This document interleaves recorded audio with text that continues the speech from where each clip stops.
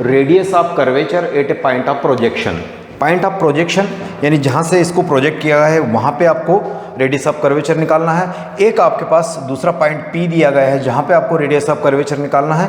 हो सकता है कि वो हाईएस्ट पॉइंट पे पूछ ले, या हो सकता है कि वो जहाँ पर लैंड कर रहा है वहाँ, या किसी भी जनरल पॉइंट पर पूछा जा सकता है रेडियस ऑफ कर्वेचर, है ना। किसका? प्रोजेक्टाइल मोशन का। जब आपने किसी ऑब्जेक्ट को थ्रो किया तो वो एक कर्वीलिनियर पाथ को फॉलो करता हुआ एक पॉइंट से दूसरे पॉइंट तक लैंड करता है। जैसे कि हम फुटबॉल को ग्राउंड में किक मारते हैं तो जो फुटबॉल का पाथ होता है ग्राउंड में उसको हम प्रोजेक्टाइल मोशन की तरह देख सकते हैं। सिमिलरली यहाँ पर भी कोई एक ऑब्जेक्ट को फेंका गया है, वो किसी सर्टेन स्पीड से जाता है और ऐसे ऐसे पाथ फॉलो करके वो ज़मीन पर किसी बिंदु पर पहुँचता है। तो आपको बताना है कि डिफरेंट पॉइंट पर उसका, है ना, रेडियस ऑफ कर्वेचर कैसा होगा। अगर यहाँ देखूँ मैं तो यहाँ का रेडियस ऑफ कर्वेचर कुछ इस टाइप का हो सकता है। यहाँ अगर मैं देखूँ इसको तो आप पाएंगे कि इस पॉइंट पे रेडियस ऑफ कर्वेचर कुछ ऐसा हो सकता है, ऐसा ही यहाँ पे हो सकता है, ऐसा ही यहाँ पे भी हो सकता है। यानी डिफरेंट पॉइंट्स पर उस टाइम पर, उस पार्टिकुलर पॉइंट्स पर वो कर्व कितना कर्वीलिनियर है, कितना कर्व्ड है, उसको कर्व मानते हुए एक सर्कल खींचेंगे और वो सर्कल का जितना रेडियस होगा वही आपसे पूछा गया है रेडियस ऑफ कर्वेचर। मान लो कि यहाँ से मैं इसको कट करता हूँ तो मेरे पास ये इतना मिलेगा।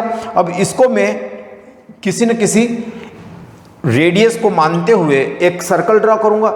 ये वाला जो हिस्सा है इस पॉइंट पर ये किसी न किसी सर्कल में फिट बैठ रहा होगा, उसी सर्कल की आपको रेडियस फाइंड करनी है। यही अल्टीमेटली हमारा उद्देश्य है। सब कर्वेचर का, है ना, ROC कह सकते हैं उसको। तो ये ध्यान रखना आपको, 1 प्लस dy/dx का स्क्वायर, और इस स्क्वायर को आप लिखेंगे पावर 3/2 एंड डिवाइडेड बाय इसका, है ना, d²y/dx² का मॉड। मतलब आपको सिर्फ मैग्नीट्यूड कंसिडर करना है। चलिए, बहुत अच्छी बात है। इसको डिफरेंशिएट करेंगे तो क्या मिलेगा आपको, क्योंकि यही चीज़ तो प्लग इन करनी है, dy/dx। x² का डिफरेंशिएशन बोलो 2x होगा। यस, -6x का x के रिस्पेक्ट में करेंगे तो कितना आ जाएगा, खाली 6 आ जाएगा। यस और नो? यस, इतना पे। और इसको एक बार और डिफरेंशिएट कर लीजिए आप, d²y/dx²। 6 तो कांस्टेंट 0 हो जाएगा और इसका आ जाएगा 2। ये दोनों चीज़ हम यहाँ पर इसको यहाँ प्लग इन करेंगे और इसको यहाँ पर प्लग इन करेंगे, और बाकी चीज़ को यहाँ मैं कैलकुलेट करता हूँ आपके सामने। तो ROC यानी radius of curvature 1 plus dy/dx, है ना। तो यहाँ लिखा जाएगा 1 प्लस dy/dx कितना है, 2x - 6।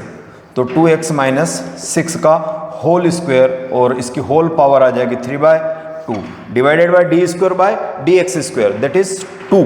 ये जो आया हुआ है ये 2। ये मैं जैसे ही यहाँ प्लग इन करता हूँ तो अब मान लो कि पॉइंट ऑफ प्रोजेक्शन पे अगर मुझे करना है तो x की वैल्यू क्या पुट करूँगा, 0 पुट करूँगा। देखिए यही चीज़ यहाँ है ना, एट पॉइंट ऑफ प्रोजेक्शन की अगर मैं बात करता हूँ, है ना, किसकी बात करता हूँ, पॉइंट ऑफ प्रोजेक्शन की। तो यहाँ पर x भी क्या होगा, 0, y भी क्या होगा, 0। रखो इसी R के अंदर।